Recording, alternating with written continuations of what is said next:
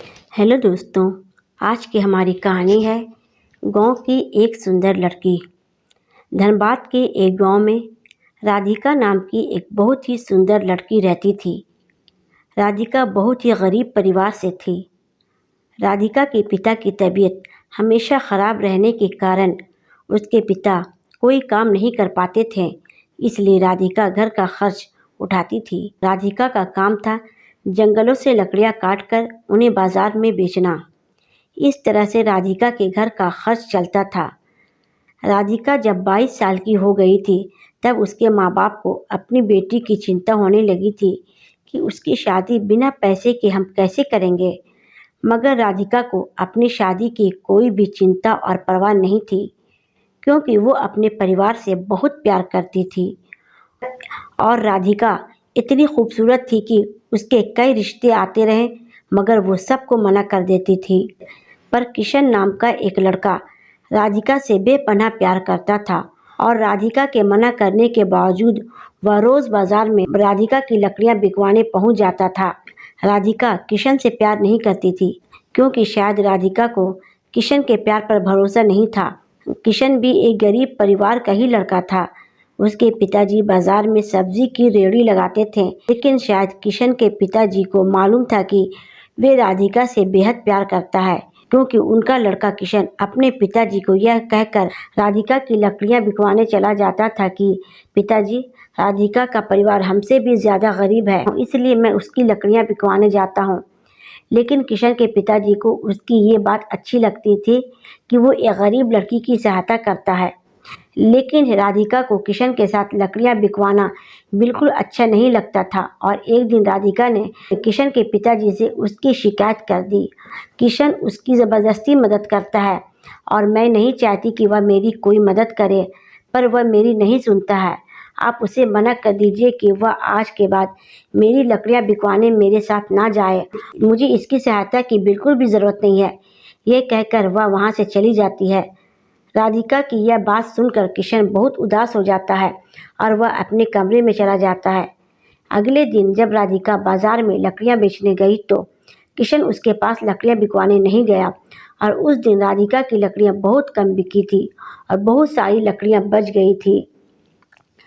अब राधिका को बहुत देर हो गई थी, मगर उसकी लकड़ियां नहीं बिकी। तब उसने सोचा कि आज तो बहुत कम लकड़ियां बिकी है और घर का खर्च कैसे चलेगा। यह सोचकर वह घर चली आती है। उसके घर आते हुए शाम हो जाती है। राधिका जब घर पहुंची तो वह क्या देखती है कि उसके पिताजी की तबीयत बहुत ज़्यादा ख़राब थी और उसकी माँ रो रही थी और रोते रोते कह रही थी कि बेटी, तुम्हारे पिताजी की तबीयत बहुत ख़राब है, इन्हें जल्दी अस्पताल ले चलो। मैं बहुत देर से तुम्हारा इंतज़ार कर रही थी।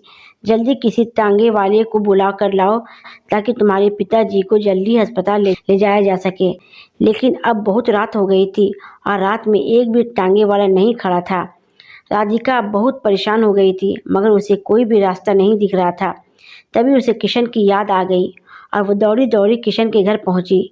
फिर वो ज़ोर ज़ोर से उसके घर का दरवाज़ा खटखटाने लगी। तब किशन घर का दरवाज़ा खोलता है तो किशन राधिका को अचानक इतनी रात को देखकर चौंक जाता है और राधिका से पूछता है कि क्या हुआ, इतनी रात को तुम यहाँ कैसे? घर पर सब ठीक तो है ना?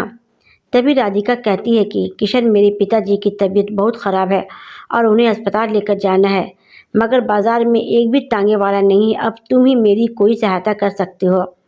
तभी किशन चुपचाप अपने पिताजी की सब्जी की रेहड़ी निकाल लेता है और रेहड़ी के साथ अपने एक दोस्त को भी राधिका के पिताजी की सहायता के लिए बुला लेता है और जल्दी जल्दी से राधिका के पिताजी को किशन और उसका दोस्त लेकर हॉस्पिटल चला जाता है।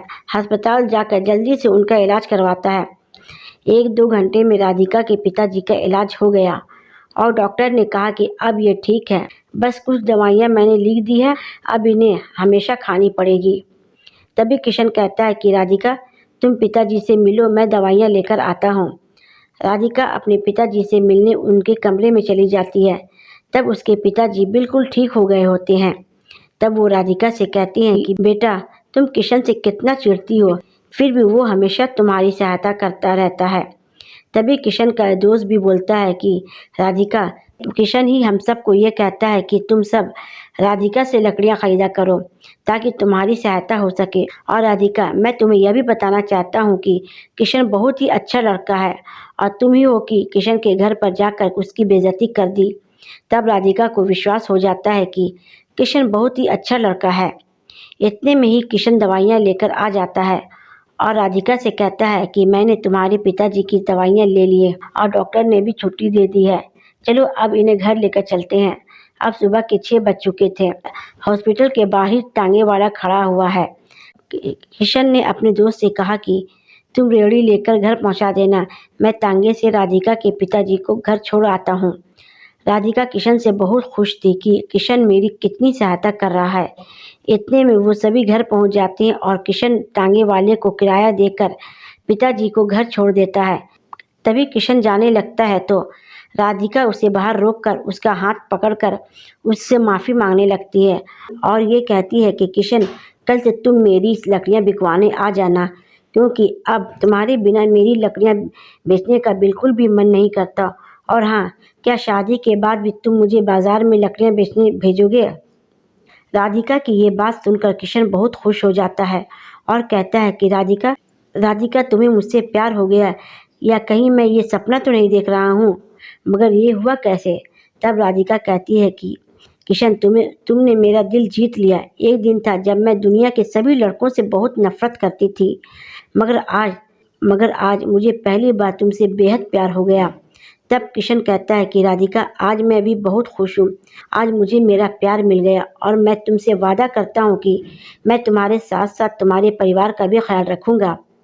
तो दोस्तों, राधिका को अपने परिवार से बहुत प्यार था, इसलिए उसको एक ऐसा जीवन साथी मिला जो उसके साथ साथ उसके परिवार का भी ख्याल रखेगा। दोस्तों, आशा करती हूँ कहानी आप लोगों को पसंद आई होगी। कहानी अच्छी लगी तो मेरे चैनल को सब्सक्राइब ज़रूर करें। चलिए मैं आपसे फिर मिलती हूँ एक नई कहानी में। तब तक अपनी हिंदी कहानी सेंटर को दीजिए इजाज़त।